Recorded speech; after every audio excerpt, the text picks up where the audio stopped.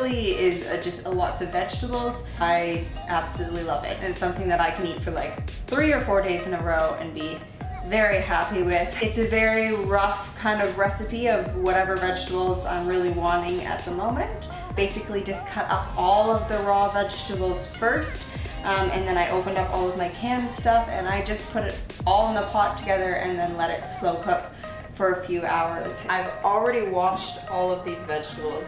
I'm going to cut up some onion now and get that cooking with the mushrooms first in the base of the pot, and then I'll add in all the fresh vegetables on top of that after the onions and the mushrooms have cooked for about like 5 minutes. We actually kind of hate this wine.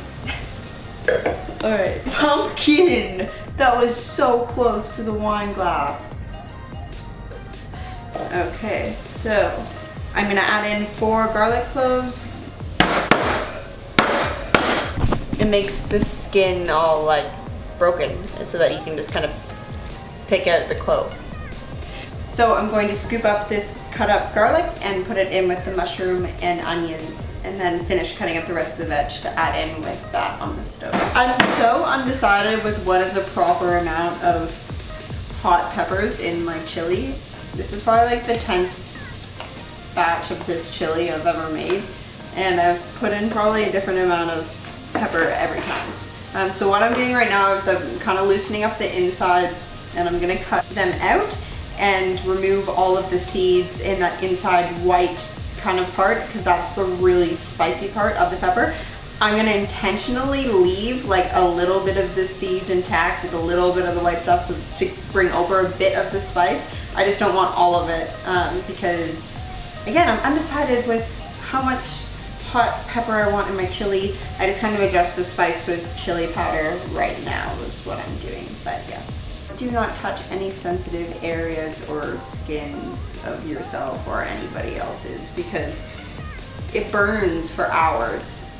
Are you speaking from experience? Yes. So now I'm going to add all of the vegetables in with the mushrooms and onions and the garlic.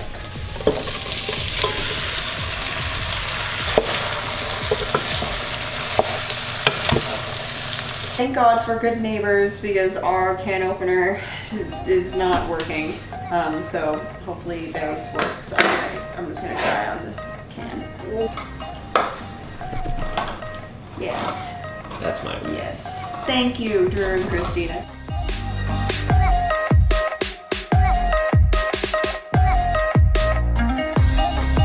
I have to add in all the stuff that I just opened. Again, thank you, Drew and Christina, for the can opener. What I have here is 2 cans of corn, 1 large can of whole tomatoes, 1 can of diced tomatoes with Italian seasoning, and 1 large can of crushed tomatoes, as well as 1 large can of black beans.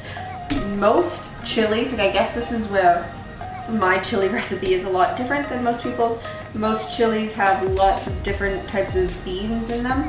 I've never been a big bean lover, but I like black beans, so we just put in the 1 large can of black beans.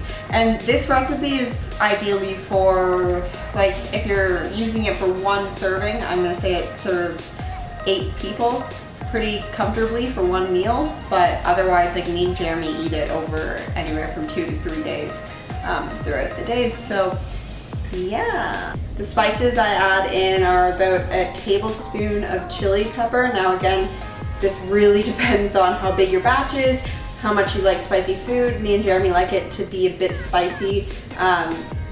Just start with a little bit, and you can add more chili powder if you'd like to.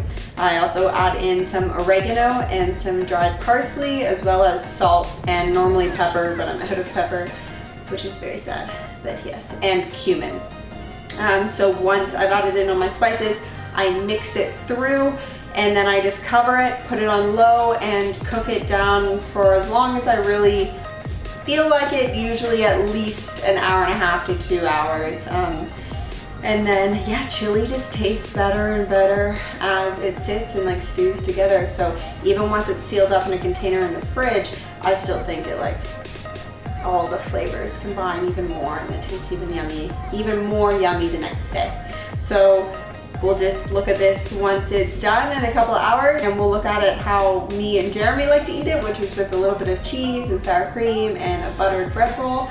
And yeah, that is this chili dish, episode 1 done. I hope that you guys enjoyed this video. Please leave a comment with how this recipe went for you. Give this video a thumbs up if you liked it and if you'd like to see more cooking videos, and subscribe as well if you'd like to see more. I love cooking, so I would love to do more of these videos. Have a great day, guys, and enjoy.